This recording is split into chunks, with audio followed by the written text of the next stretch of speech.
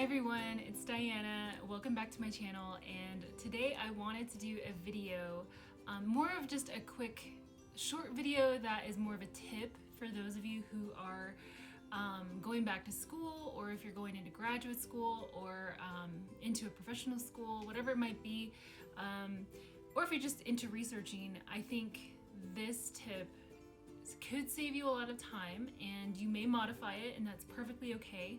If you watched my video on my 5 reasons for why I love Notion, then you probably have an idea of what I might be talking about.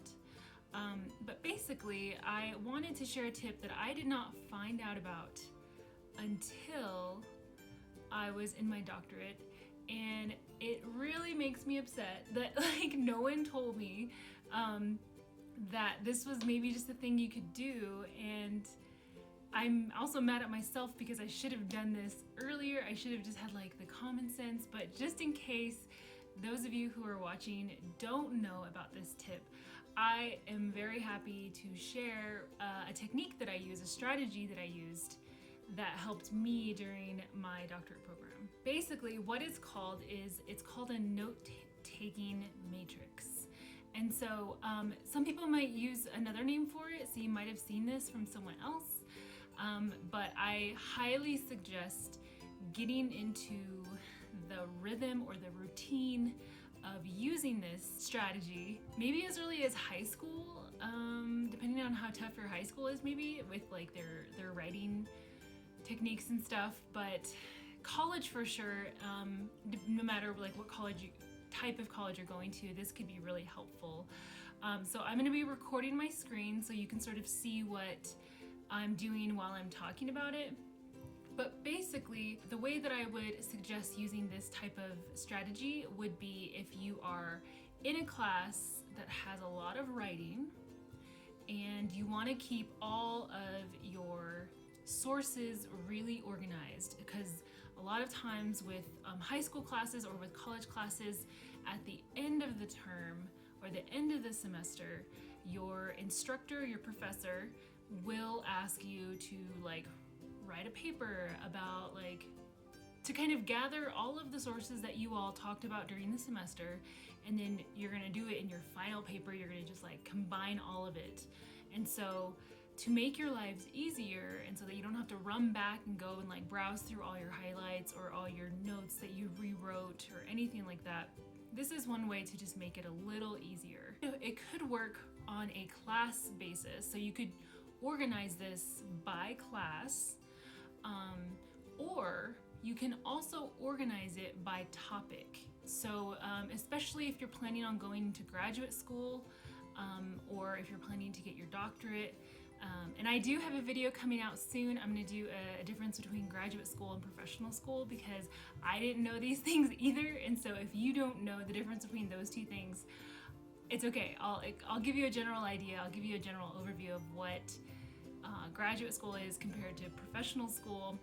And I'll also break down a little bit of what it takes to get on the path of what a doctorate is. So stay tuned for that. So you can use it for a class, or you can also use it if you're planning to study a certain topic. So let's say you're really into, I don't know, dark matter or something, physics or something like that, and you're really into that topic.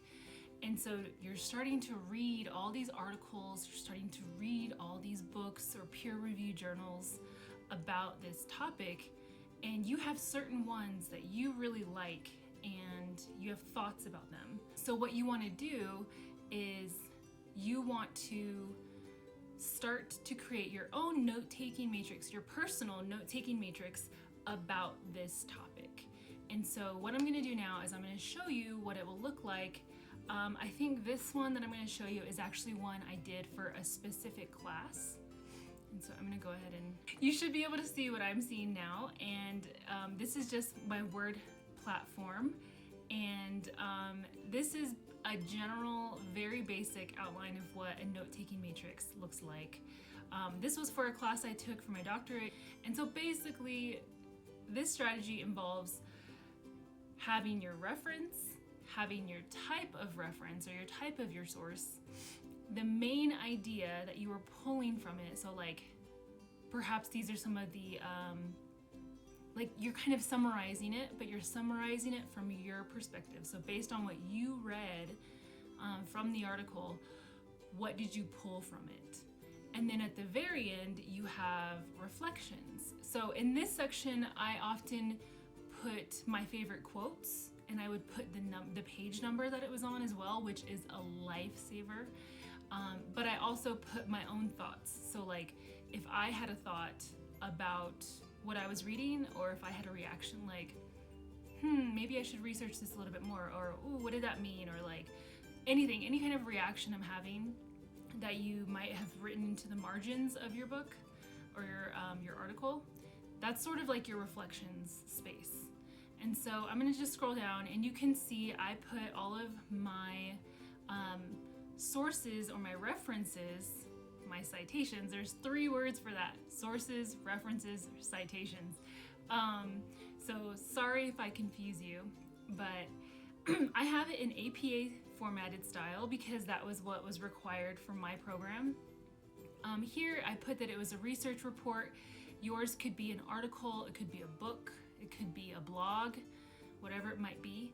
And then here I have a lot of the main ideas of what this article is about. And then, like I said, here are my reflections.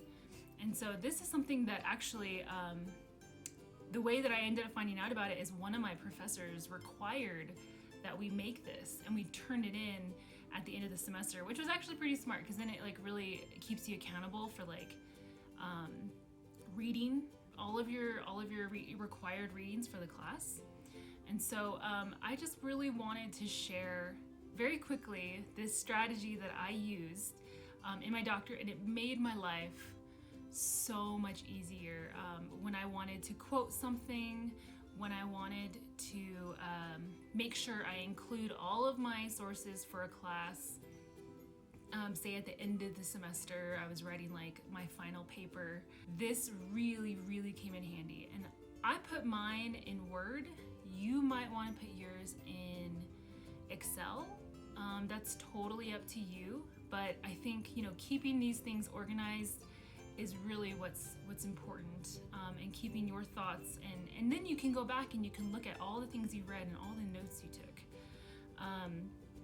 And for those of you who might be new to my channel, if you take a look at the Notion video that I was talking about earlier, you can see that I actually transferred a lot of what I studied in my doctorate. I transferred it into Notion just to make it a little easier. So not everyone likes Notion, and that's okay, but I'm starting to really get Notion just a part of my organizational system. So feel free to use Notion, feel free to use Excel, feel free to use Word, but I just really wanted to share this. And one side note, and for those of you who made it to the end, I will share this.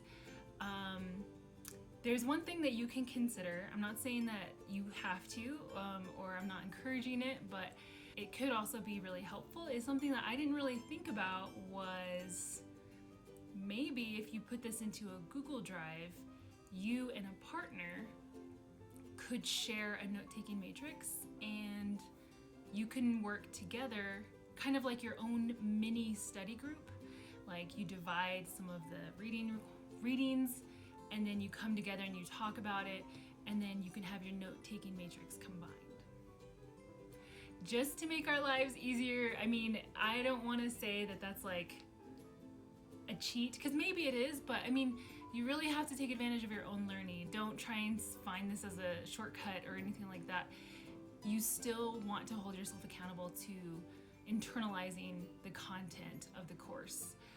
So I did a lot of mine by myself, and so a lot of my note-taking matrices are ones that I did completely by myself, and that really helped. Like I think it really helped with my comprehension of the material.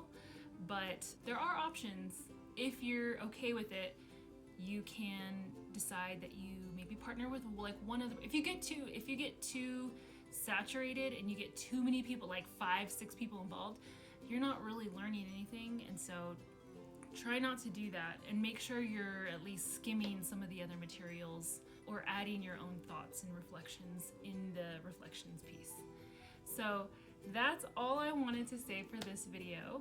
I hope it was helpful for someone because it was helpful for me, and I really wish someone would have showed me this in college.